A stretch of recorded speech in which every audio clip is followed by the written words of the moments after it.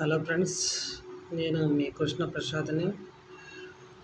So ఈరోజు topic ఏంటంటే, నేను ఏమని చెప్పాను మీకు,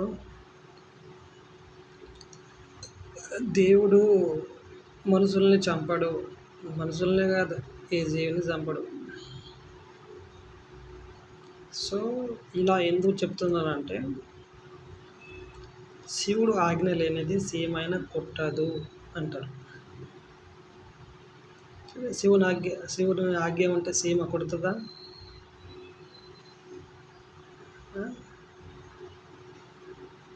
శివుడు ఆజ్ఞ లేదని సీమైన కొట్టదు అంటే కొడుతుంది అన్నట్టు లెక్క. లేదా కొడుతుంది అనుకున్నా వాట్ ఎవర్ మేబీ, మీద ఏదన్నా అనుకోండి. సో ఒక మనిషిని దేవుళ్ళు ఎందుకు చంపరు, దేవతలు ఎందుకు చంపరు? మరి మీరు అనుకోవచ్చు, ఇదివరకు ముందు చంపిండ్రు కదా అనుకుంటా. ఇదివరకే చంపిండ్రు. ఎందుకు చంపిండ్రు? వాళ్ళు శక్తివంత వాళ్ళు అమాయకులకి ఇబ్బంది పెడతారు. మన దేవుళ్ళు ఏది వద్దనుకుంటే మన ప్రజలు ఆ విధంగా తయారవుతారు. మన ప్రజలే శక్తివంతులను తయారు చేస్తారు. మళ్ళీ లాస్ట్కి ఆడొక్కడే బతుకుతుండు, అందరి సొమ్ము ఆడొక్కడే తింటాడు, ఇట్లా అట్లా అంట. మరి అందరి సొమ్ము ఒక్కడే తిన్నప్పుడు అందరు కలిసి ఆయన ఏ చేత అయిపోద్దిగా, మళ్ళీ అట్లా చేయరు. అలా సరే, ఏది ఏమైనా దేవుడు మనిషిని ఎందుకు చంపడు అంటే, తనే పుట్టించి తనే చంపుతాడా? చాలామంది దేవుడే చంపేస్తాడు అనుకుంటారు. ఏం జరిగినా దేవుని కార్యం వల్లే జరుగుద్ది, లేదా క్రియల చొప్పు జరుగుతుంది. కానీ ఆ క్రియల చొప్పు దేవుని హస్తం ఉండదు. దేవుడు పుట్టించడం వరకే దేవుడి వంతు. ఓకేనా? మానవ జీవుల్ని పుట్టించలేదు. సమస్త జీవకోటి, భూమిలో ఉన్న వాటిని, నీటిలో ఉన్న వాటిని,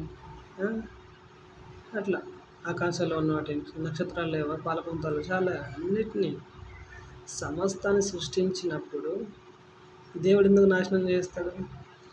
అట్లా నాశనం చేయకుండా ఉండడానికి కొన్ని చెప్పనా? ఒకటి మనిషి చెప్తాను, టోటల్ యూనివర్స్ చెప్తాను. ఇప్పుడు తల్లిదండ్రులు కానీ తల్లిదండ్రులు చంపుకుంటారా? చంపుకోరు, కానీ ఇండైరెక్ట్ వాళ్ళ వల్ల చేస్తారు. బట్ మిగతా వాళ్ళకి తెలియదు. డెప్త్గా రీసెర్చ్ చాలా మంది చేయరు. అమ్మ నాన్న దేవుడితో సమానం అంటారు. మరి అమ్మ నాన్న దేవుడితో సమానం ఎప్పటికి కాదు. అమ్మ నాన్న సావు ఉంది, దేవుడికి సావు లేదు. సో ఇది నెక్స్ట్ ట్రాన్స్జెండర్స్, గుడ్డి వాళ్ళు, కుంటి వాళ్ళు, వగైరా వగైరా, ఎన్నిటికీ కారణం ఎవరు? మీ పేరెంట్స్. ఇద్దరుంటే మీ పేరెంట్స్ని బెండు తీయాలి, కానీ సమాజం మీద వచ్చి ఇక ఇది చేయకూడదు. అలా మీరు అలా కలగడానికి కారణం ఎవరు? వీళ్ళు, మీ పేరెంట్స్. మీ పేరెంట్స్ ఎందుకు అట్లా అవుతారు? ఇక వాళ్ళే కదా కలిసేటప్పుడు మందు దాగి కలిసిండ్రు, లేకపోతే వగైరా వగైరా, చాలా కారణాలు ఉంటాయిలే. అది ఆ మిస్టేక్ మీరు మీ అమ్మనాన్నని మీరు మీ కోపాన్ని మీరు మీ అమ్మనాన్నల మీద చూపించకుండా ఇక మిగతా వాళ్ళ మీద చూపించడం కరెక్ట్ కాదు. ఇప్పుడు నేను అంతే, నా కోపాన్ని నేనే కంట్రోల్ చేయగలిగాను. ఇక నేను అందుకని మా నాన్న తప్పు చేసిండు, వాడి శిక్ష వాడు అనుభవిస్తుండ్రు. నేనైతే నా ధర్మాన్ని నా తల్లిదండ్రుల దగ్గర నుంచే మొదలు పెడతా. మీరు భారతీయుడు అనుకుంటారా, ఏమనుకుంటారా, వగైరా వగైరా, ఏదన్నా అనుకోండి. అది ఎట్లా? సో మా నాన్న అనుభవిస్తాడు. రేపొద్దున నేను తప్పు చేస్తే నేను అనుభవిస్తాను. ఈ పద్మవ్యూహం నుంచి ఎవరు తప్పించుకోలేరు. అది ఎప్పటికైనా ఇక కర్త కర్మ క్రియ అనుభవించాల్సింది. సో దేవుడు ఎందుకు చంపడంటే, ఫస్ట్ పేజీ వరకే దేవుడిది, మధ్య పేజీలు, ఎండ్ ఆఫ్ ది పేజీలు అంటే చనిపోయే టైంలో కూడా మన మిస్టేక్ అవుతుంది. దేవుడు ఏమని పుట్టిస్తాడు? మంచిగా బతికి నీ అవయవాలు అన్నీ, చిన్నప్పుడు నీ అవయవాలు యంగెస్ట్గా ఎలా తయారవుతాయో నువ్వు అవి మొత్తం, కన్నులు ఇప్పుడు ముసలోళ్ళు అయ్యాక జుట్టు తెల్లబడిపోతుంది, కళ్ళు కనిపించవు, చెవులు వినిపించవు, ఇంకా నీ శక్తివంతమైన ఎముకలు ఇవన్నీ ఇక ఉన్న కొద్దీ వీక్నెస్ అయిపోతూ ఉంటాయి. సో ముసలోళ్ళు అయ్యి, ముసలోళ్ళు అయ్యి ఏమి చేత కానప్పుడు అయినా ఒక ప్రాణం మీద పోరాడుతూ చనిపోవాలని దేవుడు సృష్టిస్తాడు. కానీ మన వాళ్ళు దాన్ని ఏం చేసిండ్రు? ఎవరి నోటితో వాళ్ళు సచ్చేటప్పుడు అది దాన్ని నాశనం చేసుకున్నారు. మరి యుగ యుగాలు బతుకుతూ ఉన్నారు, దాన్ని నాశనం చేశారు. లాస్ట్కి ఎక్కడ దాకా తెచ్చారంటే గ్యారంటీ లేని రోజుల వరకు తెచ్చిండ్రు. ఇట్లా మరి మీరు రైతులారా, మరి మీరు 6 నెలల పంటని పండించేటప్పుడు ఎవడో గొట్టంగాడు 3 నెలలకు దిగజారిస్తే సరే, అప్పుడు కరువు కాలాలు కాటకాలు సంథింగ్ వల్ల వాళ్ళు తెచ్చిండ్రు అనుకుందాం. మరి మీ ఆలోచన ఏమైంది? 6 నెలల పంటకి మందులు అయినప్పుడు 3 నెలల పంటకి ఎందుకు మందులు వేయాలని ఎప్పుడు ఆలోచించలేదా? మీ ఆలోచన రాంగు వల్ల మీ పిల్లల్ని మీరే చంపుతున్నారు, మీ కన్నా తల్లిదండ్రులు మీరే చంపుతున్నారు, మీరు తెచ్చేది కాక ప్రపంచాన్ని మొత్తం చంపేస్తున్నారు.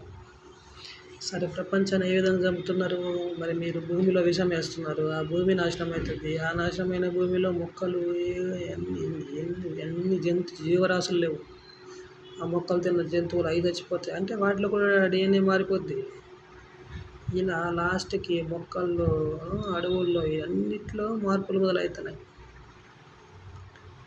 సో సర్వనాశనం చేసేసి మేము కాదు బ్రాహ్మణ్స్ లేదా బ్రిటిష్ వాళ్ళు లేదా కాంగ్రెస్ పార్టీ అంటే ఎట్లా సరేలే, పనిలో పని. సో ఇప్పుడు అర్థమైందా? దేవుడు పుట్టించడం వరకే, అలానే అమ్మనాళ్ళు కూడా అంతే, పుట్టించడం వరకే మీ బాధ్యత. తర్వాత వాళ్ళు పెళ్లి చేసేంత వరకు, పెళ్లి చేసి వేరు పెట్టేంత వరకు మీ రెస్పాన్సిబిలిటీ. ఎందుకంటే మరి మిమ్మల్ని మీ తల్లిదండ్రులు పెళ్లి చేసాక వేరు పెట్టింది. పెళ్లి చేసి ఆస్తులు ఇచ్చి, ఇల్లులు ఇచ్చి, అన్నీ ఇచ్చి వేరు చేసిండ్రు. ఓకేనా? ఇది. సో రిమైనింగ్ అన్ని నువ్వు మంచి ఆహారం తీసుకోకుండా ఎన్ని ఇన్నర్ పార్ట్స్ అంటే కళ్ళు, ముక్కు, నోరు ఇవన్నీ నీకు నువ్వే కల్తీ ఫుడ్ తినేసి నాశనం చేసుకొని దేవుడి పిన్నట్టయితే అది దేవుడికి పరకబడదు. అట్లా ఏది ఏమైనా ఇప్పుడు ప్రతి ఒక్క జీవరాశి ఉంది, తనకి దేవుడు ఎలా బ్రతకాలో నేర్పిండ్రు, ఎవరు అటాక్ చేస్తూ ఉంటే ఎలా తప్పించుకోవాలో నేర్పిండ్రు, ఈచ్ అండ్ ఎవ్రీథింగ్ నేర్పిండ్రు. అట్లా అది మనం వాళ్ళు ఇప్పుడు మిగతా జీవరాశులు ఉంటాయి, అన్రెడీగా ఉంటాయి, లేదా భయంతో ఇదైతాయి. భయంతో ఇది కావడం వల్ల చచ్చిపోతున్నాం. అదే ధైర్యంగా ఉండి పోరాడితే ఏ జంతువు చంపదు. ధైర్యంగా ఉంటే ఆ పులికి కూడా జంతువులు ఉరుకుతాయి కనుక ఈ తరంకి వెళ్ళి చంపేస్తున్నాయి. అదే ఉరకకుండా ఎదురు తిరిగితే అట్లా అవి కూడా అన్నప్పుడు సాధ్యం కాదు. అవి కూడా తెలివిగా ఒకరుంటే ఎదురు తిరుగుతాయని. ఇప్పుడు మంచి పోలీసు వాళ్ళు చేసిన ఒకరొకరు ఇది చేస్తారా? ఎక్కడైనా ఇక అట్లా సేమ్. అవి కూడా సింహాలు ఏం చేస్తాయి? ఒక సింహం పోదు, సమ్టైమ్స్ ఒకటి పోతుంది, సమ్టైమ్స్ గుంపులు పోతాయి. అవి కూడా బ్యాచ్లు మెయింటైన్ చేస్తాయి. సో ఈ విధంగా చంపుతున్నాయి. ఇప్పుడు రౌడీ ఒకడు చంపుతాడు వచ్చి అట్లా. అలాగే మరి మంచి వాళ్ళు 90% ఉంటారు. మరి మంచి వాళ్ళు ఎందుకు యూనిటీ కావట్లే? మంచి వాళ్ళు యూనిటీ ఉంటే ఈ దేశంలో చీడ పురుగు పుట్టాలన్న అసలు వ్యభిచారం అనేదే ఉండదు. వ్యభిచారం ఉండదు, రౌడీయిజం ఉండదు, ఏది ఉండదు. నేను చెప్పాక మనుషులు కరెక్ట్గా ఉంటే సత్యయుగాన్ని మళ్ళా తీసుకురావచ్చు. మీరు మంచిగా వ్యవసాయం చేస్తే ఓల్డ్ ఈజ్ గోల్డ్, మళ్ళీ 70, 80 మళ్ళీ మన లైఫ్ స్టైల్ మనం పెంచుకుంటూ పోవచ్చు. కలియుగం అంటారు. కలియుగం ఇప్పటి నుంచి ఉందా? ఎప్పటి నుంచో ఉంది. శ్రీకృష్ణుడు అవతారాలు సాధించినప్పటి నుంచే కలియుగం. మనుషులు కల్తీ చేసుకుంటూ, మనుషులు చంపుకుంటూ, మనుషులు స్వార్థంగా మారి అన్ని కథా కార్యక్రమాలు. ఇది సరే, పనిలో పని కూడా చెప్పేస్తా. బక్రీద్ వస్తుంది కదా. సో గోమాతను అమ్మమన్నది ఎవరు? గోమాతని ఇది చేయమన్నది ఎవరు? సో గోమాత అంటే ఎవరు? లేదా నంది అంటే ఎవరు? శివుడికి ఇష్టమైంది అంటే శివుడిని అమ్మేస్తున్నారు. మరి శివుడిని అమ్మేసి మనం హిందువులం లేదా మనం ఇది అది అనేసి ఎట్లా చెప్పగలం? ఇదేమో నువ్వు అమ్మేసినాక నీకు రైట్సే ఉండవు. ఇక ఇప్పుడు నా పొలం నేను అమ్మేస్తాను అనుకుందాం. అమ్మేసి అయితే నా పొలం అంటే అడుగుకుంటాడా? అది నీదే, అదొక్కప్పుడు నాకు అమ్మేసిన నాదే అంటాడు. మరి ఇప్పుడు తినేటోళ్ళు ఎవరు? వాళ్ళు మన హిందువులే. సో మీరు మిగతా మతస్థుల వాళ్ళందరికీ ఒక ఎగ్జాంపుల్ చెప్తాను. మీరు ఇప్పుడు ఒకరికి పుట్టారు, వేరే వాళ్ళని నాన్న అంటే బాగుంటుందా? సో వీటన్నిటికి ఎవరికి నేను ఇది చెప్తున్నానంటే, మోదీ గారండి, మీరు సివిల్ కోడ్ తేవాలంటే ఇప్పుడు ఎలాగో ఈ నక్సలైట్లను ఏరేసిండ్రు. సివిల్ కోడ్ తేడానికి డబ్బులు ఖర్చు పెట్టిన అవసరం లేదు, ఐఏఎస్లను అడగని అవసరం లేదు, ఎవరిని అడగని అవసరం లేదు. నేను చెప్తా వినండి. రైతులకు స్ట్రిక్ట్ ఆర్డర్స్ వేయండి, రైతులకి సపోర్టు అన్ని ఎయిర్ ఫోర్సులు, ఇండియన్ ఎయిర్ ఫోర్స్ అన్నీ వీళ్ళకి అండగా ఉంటే, మతం మారి ఉన్నారు కదా, వీళ్ళకి నవధాన్యాలు ఫుడ్ పెట్టకూడదు. మరి నవధాన్యాలు సర్వజన సుఖిన భవంతని అన్నం పెట్టేసి కూరకేం పెడుతున్నారు? గోమాత, గోవుని. ఎద్దు లేకుండా ఇప్పుడు గోమాతకి వాల్యూ ఇస్తున్నారు అందరూ.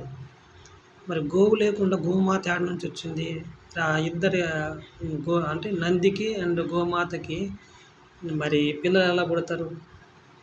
ఎప్పుడైనా ఇంజక్షన్లు ఉండి పిల్లలు ఆవులకైనా, గేదెలకైనా, గొర్రెలకైనా ఇట్లా సంతానం కలిగిస్తున్నారు. మరి ఒకప్పుడు ఆవు కలిస్తేనే, మేక కలిస్తేనే కదా ఇట్లా. ఇప్పుడు వాటి అవసరం లేదనేసి అమ్మేసేది ఎవరు? హిందువులే.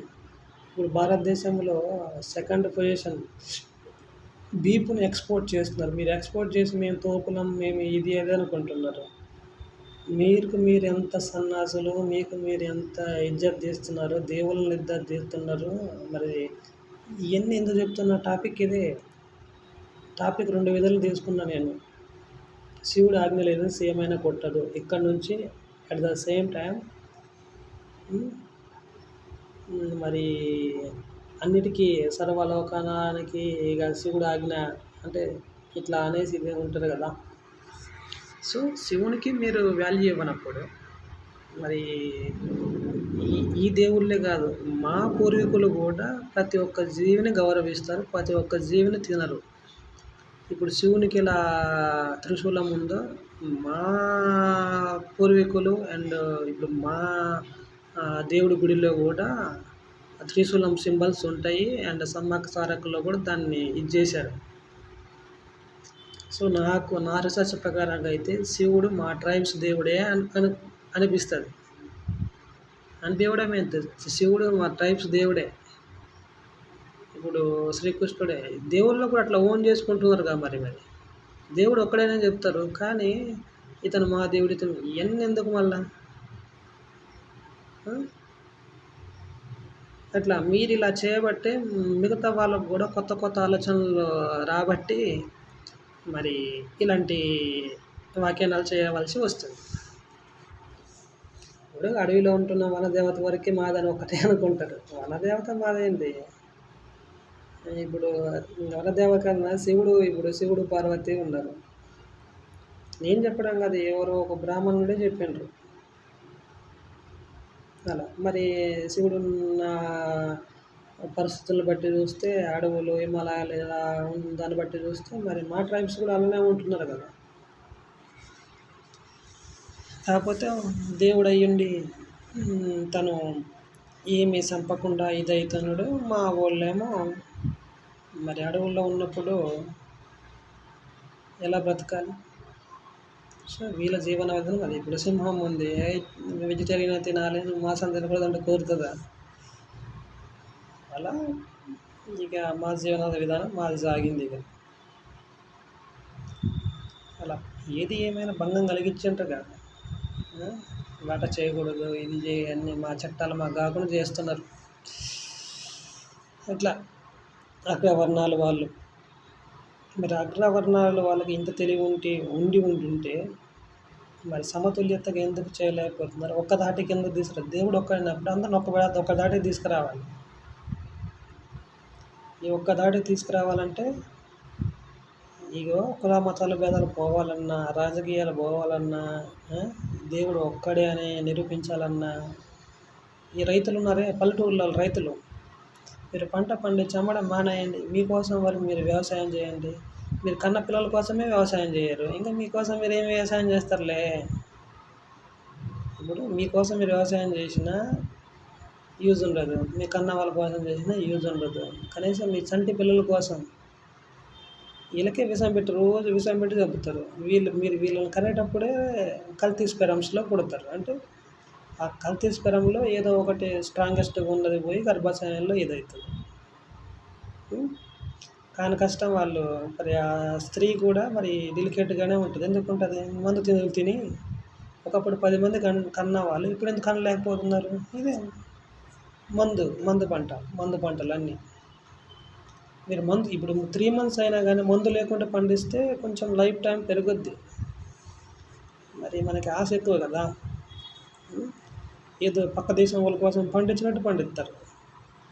మీరు తెచ్చేది కాక, మీ కన్న తల్లిదండ్రులు చంపేది కాక, మీ పిల్లల్ని చంపేది కాక, మళ్ళీ మీరు అమ్ముతారు కదా. దీన్ని తిన్న వాళ్ళు వీళ్ళు చేస్తారు. లాస్ట్కి ఎండ్ ఆఫ్ ది డే దేశంలో కాపాడే ఇండియన్ ఆర్మీ వరకు చేస్తుంది. సో మొత్తం మీరు పండించేటప్పుడే కల్తీ, అది స్టోరేజ్ కూడా వీడు కల్తీ, అది ఉండినోడు వాడు కల్తీ. సో ఈ విధంగా మనిషి చంపుకుంటుండే తప్ప దేవుడు చంపడు. మీరు చచ్చి మీకు మీరు గొడవపడి లాస్ట్కి దేవుని పని చెప్పేస్తారు. నేను అందుకని ఏం చెప్తా, దేవుడు మీలోనే ఉన్నాడు, దెయ్యం మీలోనే ఉన్నది. అవి రెండు మీరు కంట్రోల్ చేస్తారు. ఈ మూడుతో కాకుండా కలియుగ రాముడు అంటారా, కృష్ణుడు అంటారా, కలియుగ ఎనర్జీ అంటారా, కలియుగ సైంటిస్ట్ అంటారా, మీరు ఇష్టం. 4వ వ్యక్తి కూడా మీ దగ్గరనే ఉన్నాడు. ఓకేనా? సో ఒకటే ప్రశ్న, ఆత్మహత్యలు చేసుకుంటారు, కష్టాలు చనిపోతారు. చనిపోయే ముందు ఒక విధంగా ఎందుకు కావాలరా అని ఆలోచించి, దెయ్యం ఏం చచ్చిపోరా, ఎందుకు మనకు లేని దానికి ఎందుకు చచ్చిపో అంటుంది దెయ్యం వరకు. దేవుడేమో ఇలాంటివి మస్తుగా ఉంటాయి, ముందు సాధించుకుంటూ ముందుకు పోవాలి. కానీ నీకేమనిపిస్తుంది? నువ్వు దెయ్యం మాటలు వింటే చచ్చిపోతావు, దేవుడి మాటలు వింటే బతుకుతావు. ఇక కలియుగం అంటారా, దానికి అనుగుణంగా బతికితే అట్లే తొందరగా చచ్చిపోతావు. కలియుగం అనువిధం కాకుండా ఆపోజిట్గా ఉండాలి.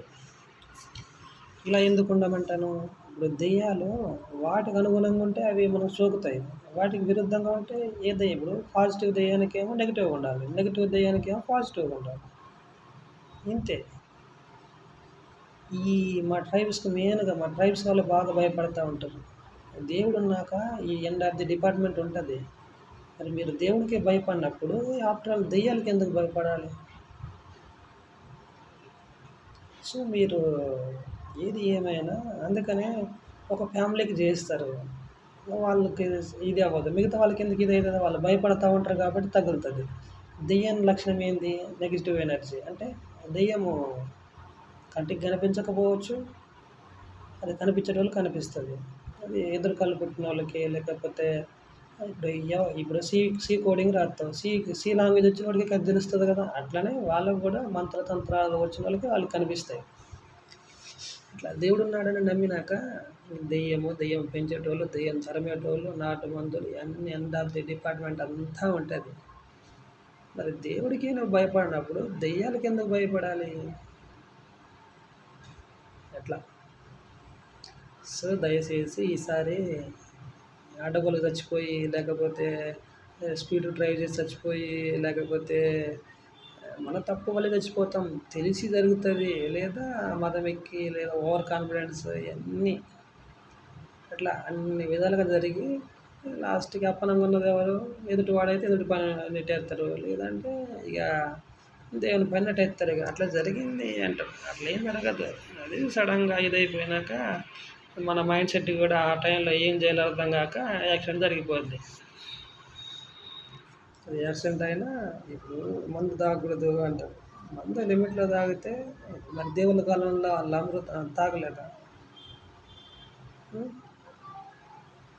సో దేవుడు చంపకోకుండా ఇవి నవరసాలు ఉన్నాయి కదా, ఈ అలవాట్లే మనల్ని చంపుతాయి. దేవుని దగ్గర మన దేవుడు ఇవన్నీ ఎందుకు పెట్టిండు? అన్ని వాటిని తట్టుకొని లాస్ట్కి నా దగ్గర రావాలని దేవుడు కోరిక. మన వాళ్ళేమో దేవుడు మన వద్దు కానీ ఇవన్నీ కావాలి, దేవుడు వద్దంటే. నేనే నాకంతే. ఇప్పుడు మంచి చెప్తే నాకు నచ్చుద్దా? అట్లా నేను ఇప్పుడు మీకు మంచి చెప్తున్నా, మీకు నచ్చుద్దా? సో నచ్చినా నచ్చకపోయినా అది మీ ఇష్టం. సో మీకు మీరు భ్రమపడి మీకు మీరు లేదా కొన్ని అన్నీ కరెక్ట్గా లేవు. వాళ్ళు రాసింది వేరే, మనకి వీళ్ళు చెప్పేది వేరే ఉంది.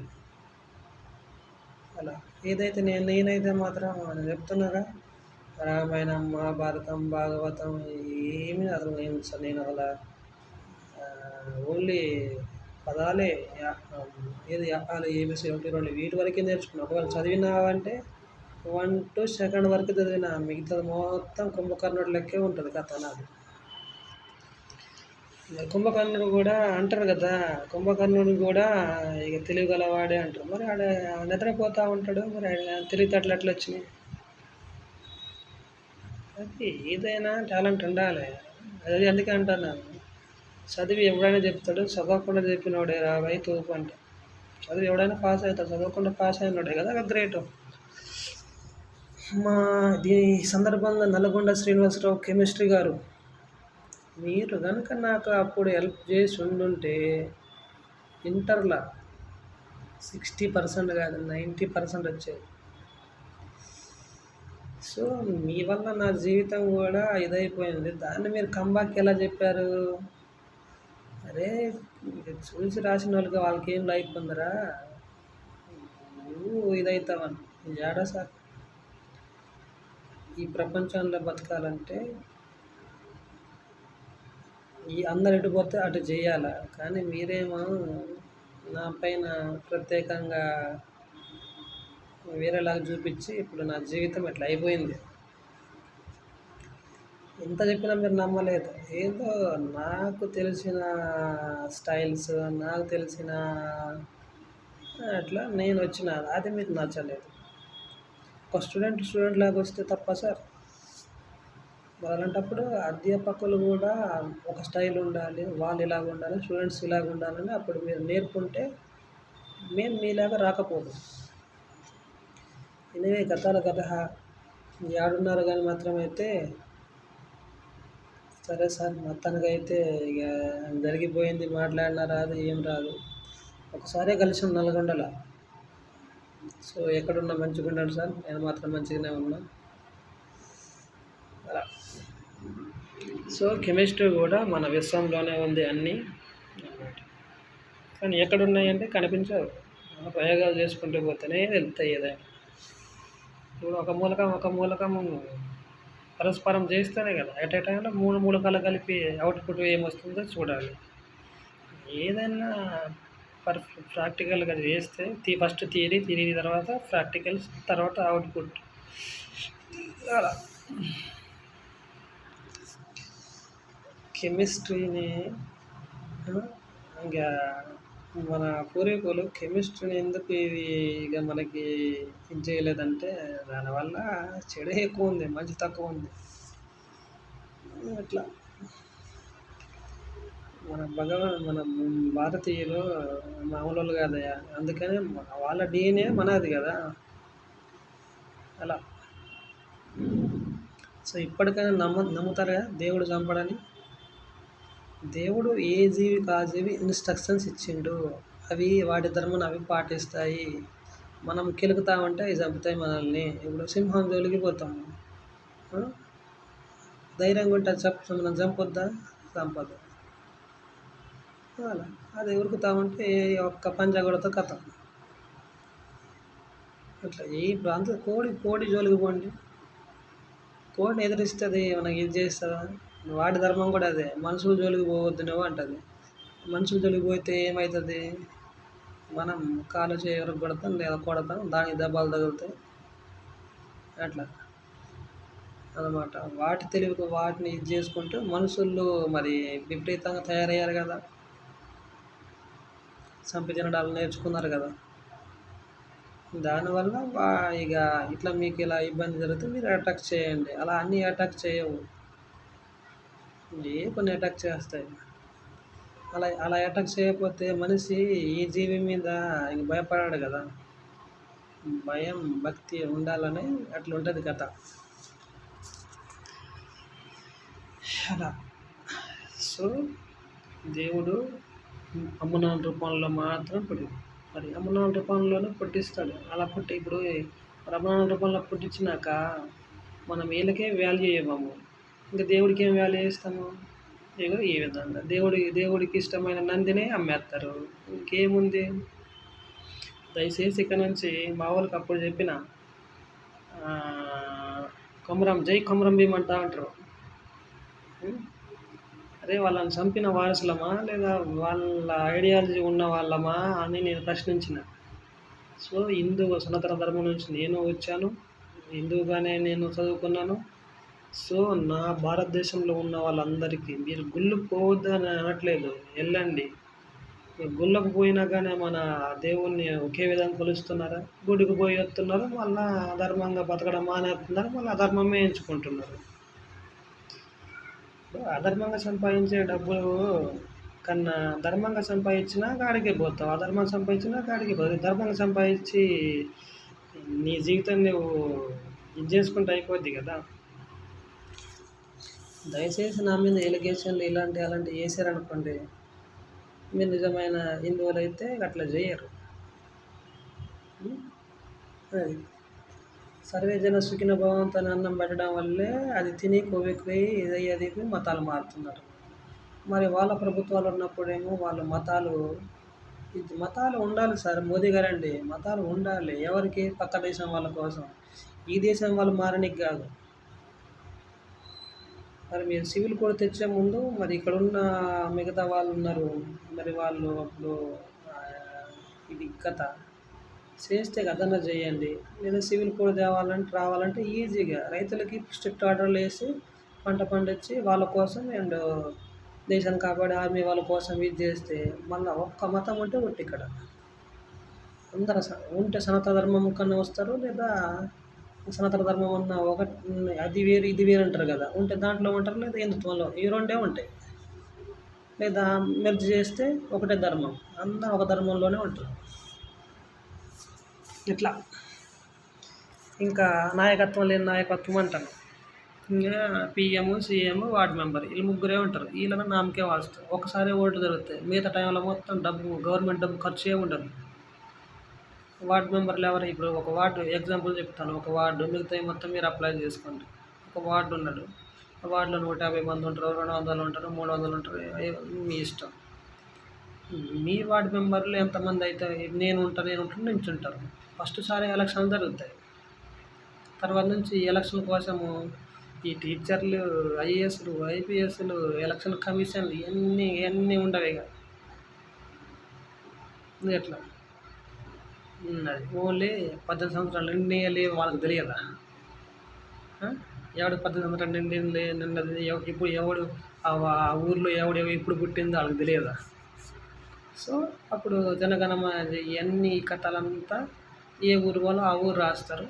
సో ఇవన్నీ ఈ వార్డు మెంబర్లు అందరూ ఎవరు చెప్తారు? సీఎం చెప్తారు. సీఎం ఎవరు చెప్తారు? పిఎం చెప్తారు. ఈ డేటా ఇట్లా మీకు వస్తుంది. అంతే. అంటే ఆఫీసులో ఎక్కడెక్కడ ఉండాలి?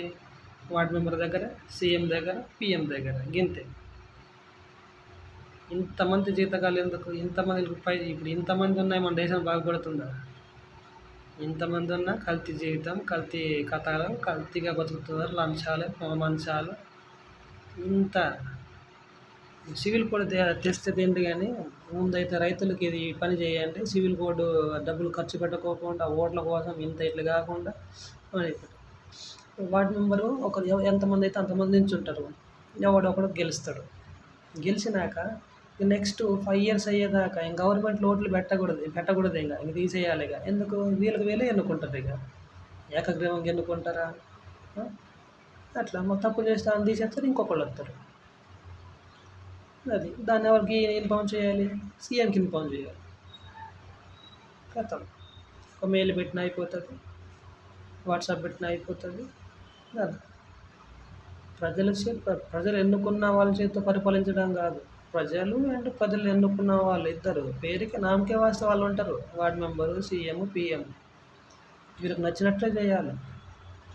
వీళ్ళు నచ్చినట్లు అంటే ఏంటి? ఎవడు తప్పుని అంగీకరించాడు కదా, అంత మంచి చేద్దాం అనుకుంటారు. ఆ మంచికి ఎంతమంది సపోర్ట్ చేస్తారో అంతమంది. ఇది నాయకులు లేని నాయకత్వం అంటే ఇప్పుడు వీళ్ళు అప్పుడు ఏం చేయాలి? వార్డు మెంబర్లు అందరూ ఎంతమంది గెలుస్తారో వీళ్ళు ఏం చేయాలి? సీఎంని ఎన్నుకుంటారు. సీఎంలు ఏమో పీఎంలు ఎన్నుకుంటారు. లేదా మీకు ఇది నచ్చలేదు, ఈ వార్డు మెంబర్లు అండ్ సీఎంలు కలిసి పీఎంని ఎన్నుకుంటారు. మిగతా వాళ్ళందరూ మేమేం చేయాలనుకుంటారా? మిగతా వాళ్ళందరూ మీరు ఇప్పుడు ఓట్లు వేసినాయా ఏమవుతుంది?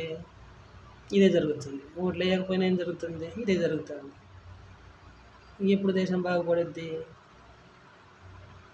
అట్లా దేశం బాగుపడాలంటే రైతులు మీ చేతులు, మీకు పుట్టిన వాళ్ళు, నేను కూడా రైతు పుట్టిన వాడినే, అందరు రైతు పుట్టిన వాళ్ళు. ఇండియన్ ఆర్మీ సుధా ఒక సైంటిస్ట్ అనుకుంటారా, ఒక బాబా అనుకుంటారా, ఎవరైనా వీళ్ళకి పుట్టిన వాళ్ళే. లేదు అన్నాను అనుకో, అంటే ఆది మానవుడు. వాళ్ళిద్దరు లేకపోతే మీరు లేరుగా, మీరు లేకపోతే నేను లేనుగా. ఎండ్ ఆఫ్ ది డే ఎవరు? వాళ్ళిద్దరిని ఎవరు సృష్టించిండ్రు? దేవుడు.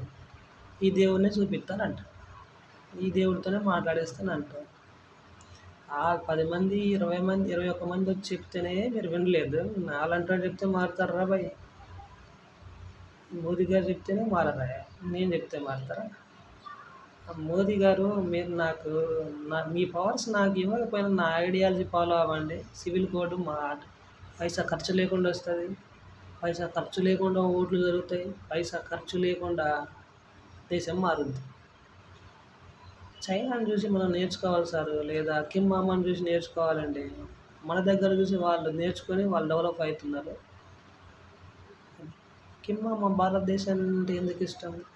మేము ఆడవాళ్ళని గౌరవిస్తాం, ఆయన ఆడవాళ్ళని పని చేపిస్తాడు. ఎందుకు? తెలివి గల వాళ్ళు ఎవరు? ఆడవాళ్ళు. తెలివి తక్కువ పని చేస్తామంటే తెలివి గల వాళ్ళు ఇట్లా. అందుకని తెలివి గల వాళ్ళే బాగా పని చేసి పెడితే తెలుస్తుంది ఆ ఫ్యామిలీ ఎలా రన్ అవుతుంది అనేది తెలుస్తుంది. మరి మీరు ఇంత తెలివి ఉండి మరి మీరు ఈ తెలివినంత దేశం మీద వాడుతున్నారా, ఇంట్లో మీద వాడుతున్నారా, లేకపోతే ఎక్కడ వాడుతున్నారా అది మీకు తెలియాలి. అది మరి మీకు మళ్ళీ సమాన శాలరీ కావాలంటారు. సమాన శాలరీ ఏంది? మొత్తం మీదే. బ్రహ్మదేవుడు మీకే ఫుల్ రైట్స్ ఇచ్చిండు. అవతారం అమ్మ వాళ్ళల్లో కూడా ఒక అవతారం మీదే ఎక్కువ. ఏది తక్కువ ఉంది? అప్పటి నుంచి తొక్కేసింది కూడా మీరే, మగవాళ్ళని తొక్కేసింది కూడా మీరే. దేవుళ్ళ కాలం నుంచి కూడా పేరుకే దేవుడు, దేవ చెప్పినట్టే దేవుడు వినాల్సిందే.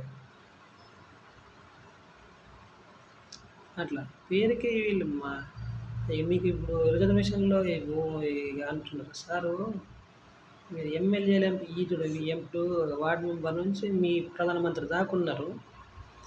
ఎంతమంది ఉన్న దేశం బాగా ఉంది. నేను అందుకని ఈ ముగ్గురితో పరిపాలించవచ్చు అంటున్నా.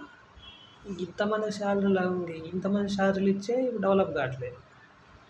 తర్వాత ఎలా డెవలప్ అవుతుంది? ఇప్పుడు ఎవరి కోసం వాళ్ళు పెళ్లి చేసుకుంటున్నారు కదా, అలాగే ఎవరి కోసం వాళ్ళు వ్యవసాయం ఏ పని చేసి కూడా ఆ పని ధర్మంగా చేస్తారు. అధర్మం చేస్తే ఏమవుతుంది? మిగతా వాళ్ళు ఈయన్నే ఇస్తారు.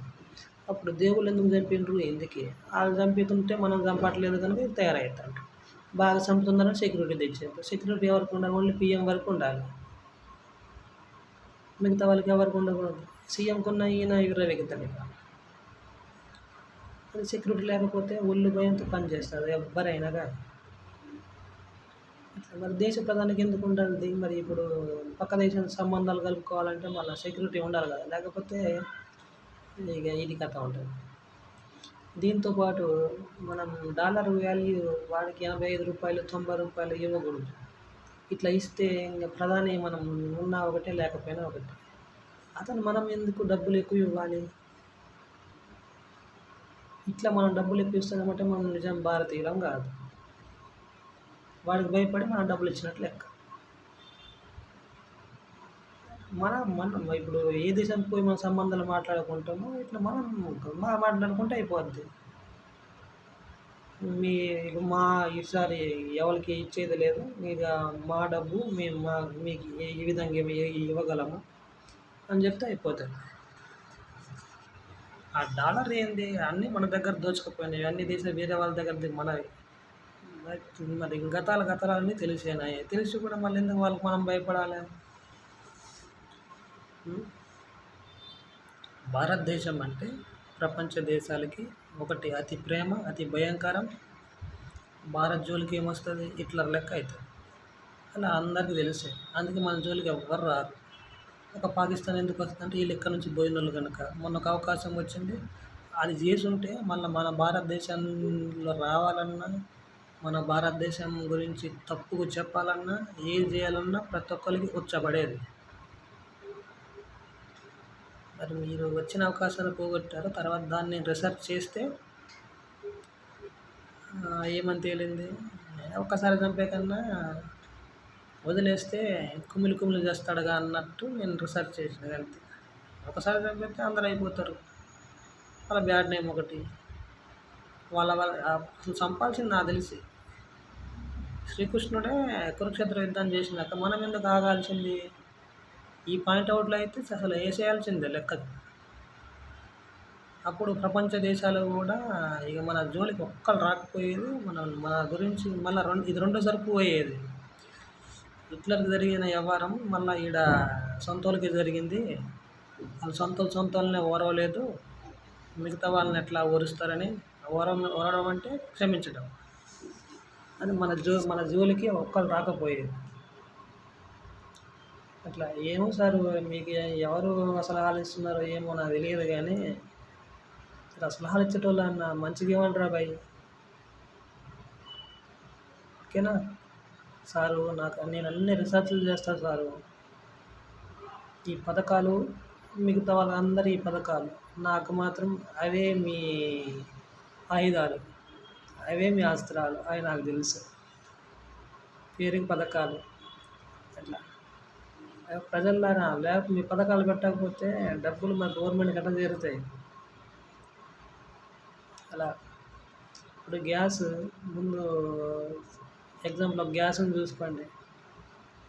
మరి గ్యాస్ని మీరు ఫ్రీగా ఇవ్వకుండా పథకాల రూపంలో ఇవ్వకపోతే ఎవరైనా కొంటారా? ఎవరు కొనరు. అట్లా అది వాళ్ళు మరి గ్యాస్ వాడాలంటే ఏం చేయాలి? మరి ఇక్కడ ఫారెస్ట్ వాళ్ళు కరెక్ట్గా ఉంటే ఆటోమేటిక్గా గ్యాస్ వాడిండ్రు, లేకపోతే అంత కథ కార్యక్రమమే. ఇలా కలప దొరుకుతామంటే గ్యాస్ని వాడతావా? వాడవు. ఎనీవే ఏది ఏమైనా కానీ ఇలాంటి పథకాలు ఉన్నాయి కాబట్టి ఇంకా తీసుకున్నారు, ఇక వాటికి అలవాటు అయిపోయారు, కథ. అది దీనివల్ల గవర్నమెంట్ ఏం బాగుపడుతుందేమో కానీ ప్రైవేట్ వాళ్ళు ఎక్కువ బాగుపడుతున్నారు. అందుకనే సార్ ఉంటే స్టేట్ గవర్నమెంట్ అయినా ఉండాలి, లేదా సెంట్రల్ గవర్నమెంట్ అయినా స్టేట్ సెంట్రల్ ఒకటే ఉండాలి. ఉంటే స్టేట్ అయినా ఉండాలి, లేదా సెంట్రల్ అయినా ఉండాలి.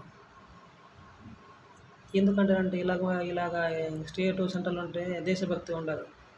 ఇక మమతా బెనర్జీ స్టేట్ లెక్క ఉంటుంది, మా రాష్ట్రాన్ని మేము నచ్చినట్టు పాటిస్తాం. మరి అట్లా అనుకుంటే మరి మమ్మల్ని కూడా చింతలిస్తేగలేక మమ్మల్ని, మా ట్రైబ్స్ని వదిలేయచ్చు కదా, మా చట్టాలు మాకు వదిలేసి మంచిగా ఇది చేయొచ్చు కదా.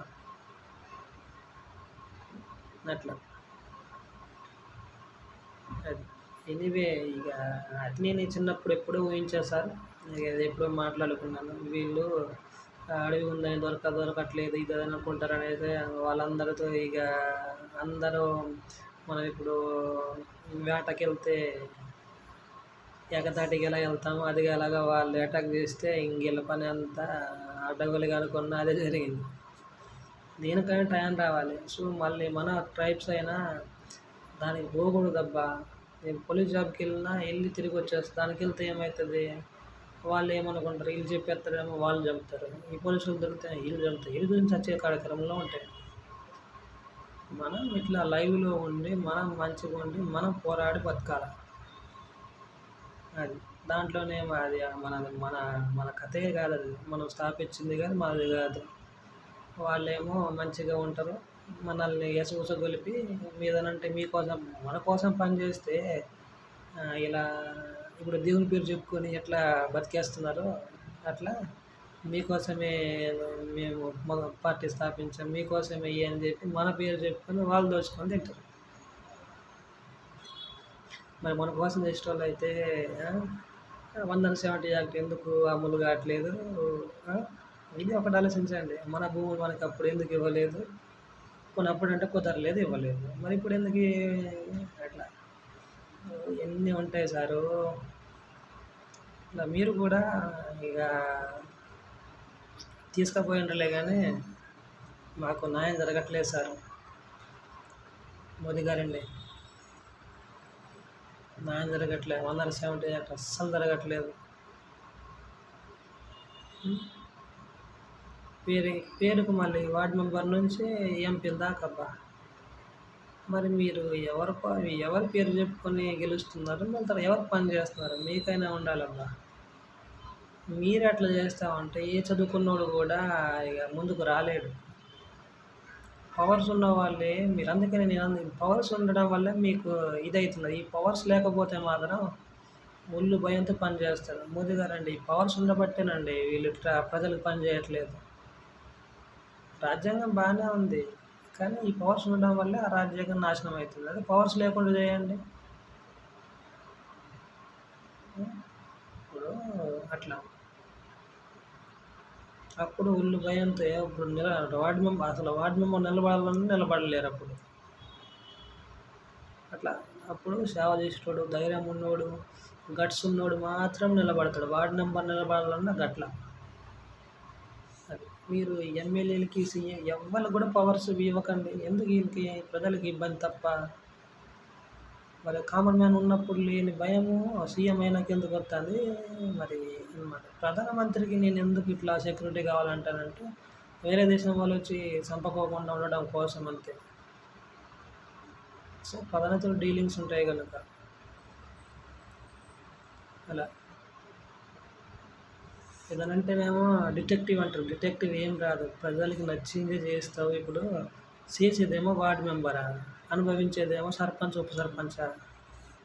ఇది ఎక్కడ న్యాయం అండి? అదేదో ఆ పవర్స్ ఇది వార్డు మెంబర్కి అవుతుంది. ఈ వార్డు మెంబర్స్ అన్ని పవర్స్ ఉన్నాయి, కానీ ఒక్కడు చేయలేడుగా. ఆ వార్డులో ఎంతమంది అయితే ఉంటారో వాళ్ళని సంప్రదించే చేయాలి. వాళ్ళు ఏది ఏకీభవిస్తే అదే చేయాలి, లేకపోతే కాలేదు. అట్లా దీనివల్ల ఈ 150 మంది ఉంటారో వాళ్ళు ఈజీ డెవలప్ అవుతారు. ఫండింగ్ ఏ విధంగా జరుగుతుంది? ఆ ఊళ్ళో ఎన్ని వార్డ్స్ అయితే ఉంటాయి అన్ని వార్డులలో ఆ ఊళ్ళో అకౌంట్లో పడతాయి. వాళ్ళు ఎంతమంది అయితే వార్డు మెంబర్లు ఉంటారో వాళ్ళందరూ ఈక్వల్గా షేర్ చేసుకుంటారు. షేర్ చేసుకొని వాళ్ళు వచ్చిన బడ్జెట్లు వాళ్ళే బాగా చేసుకుంటారు. అట్లా 150 మంది 200 మంది ఎంతమంది ఉండండి. ఇది నాయకులే నాయకత్వం అంటే. అర్థమైందా? న్యాయ వ్యవస్థ ఇప్పుడు చెప్పాలా. ఇలాంటి రాజకీయం చేసి అసలు రాజ్యాంగం రాసిందే బానిస బతుకులు ఉండకూడదని రాస్తే మళ్ళీ కదా బానిసత్వం ఉండకూడదంటే ఏంటి? ఎవరి కోసం స్వతంత్రంగా పని చేయాలా, ఎవరికి వాళ్ళు మంచిగా ఉండాలా, ఎవరికి వాళ్ళు ఏంటి. మరి పెళ్ళి మాత్రం భలే చేసుకుంటారు అయ్యా స్వార్థంగా. మరి పెళ్ళి స్వార్థంగా చేసుకున్నప్పుడు వ్యవసాయం ఎందుకు స్వార్థం చేయలేరు? స్వార్థం చదివినా మళ్ళీ స్వార్థం చదివినప్పుడు స్వార్థమైన నిజాయితీ ఎందుకు ఉండదు?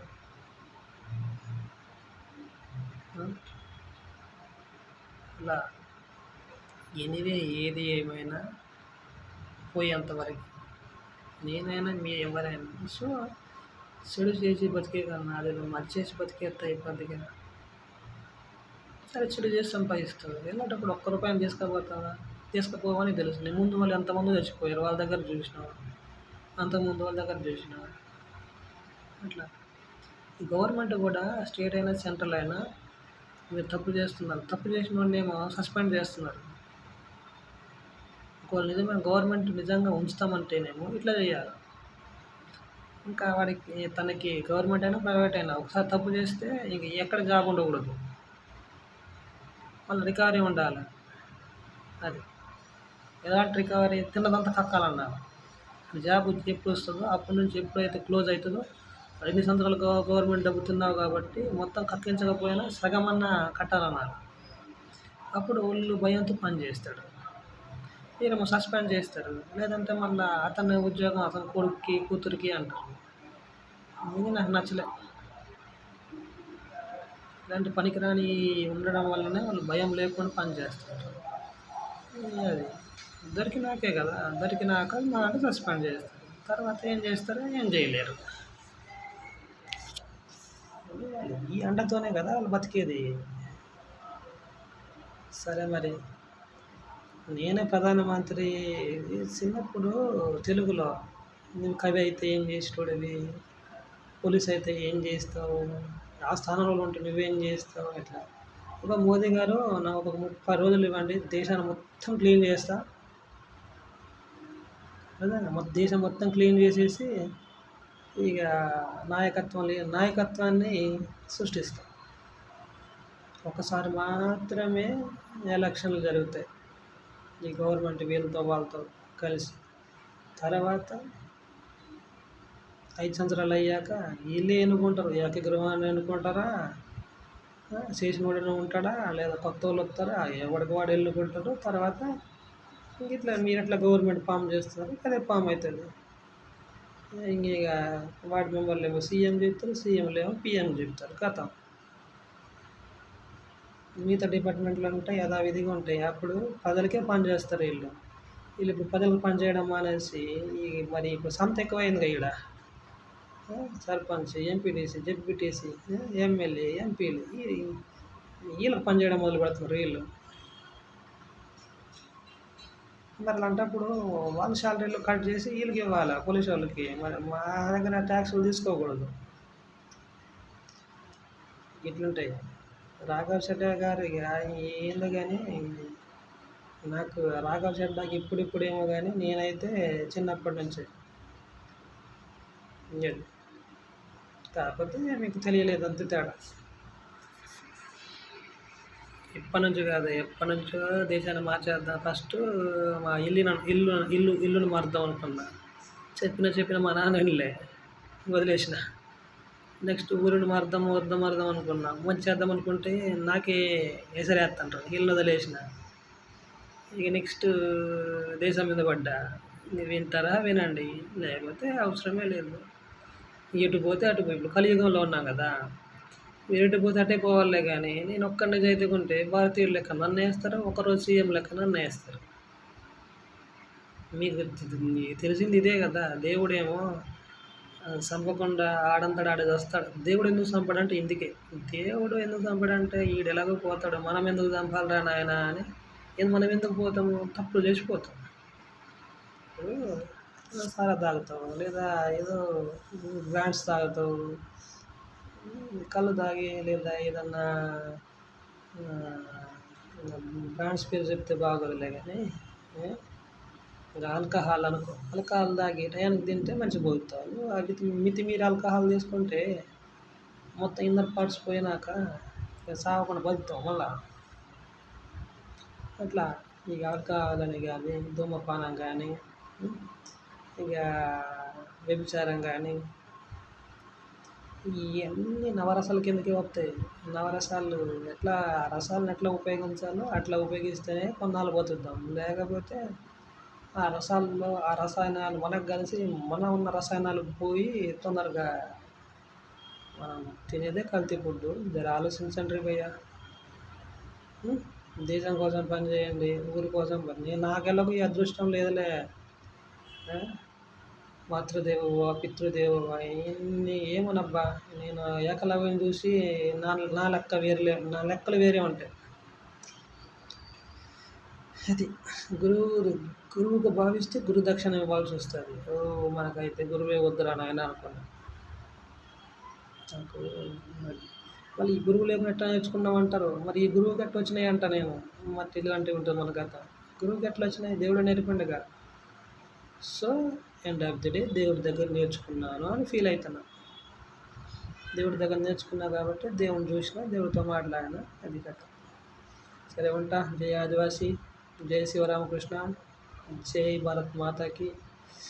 నెక్స్ట్ టాపిక్ ఏంటంటే, భారతదేశంలో భారతీయ ముద్దు బిడ్డలు భారతదేశ సంస్కృతిని ఎవరు నాశనం చేస్తున్నారు, మగవాళ్ళ ఆడవాళ్ళ? వస్త్రధారణ ఎందుకు ఇలా అవుతుంది?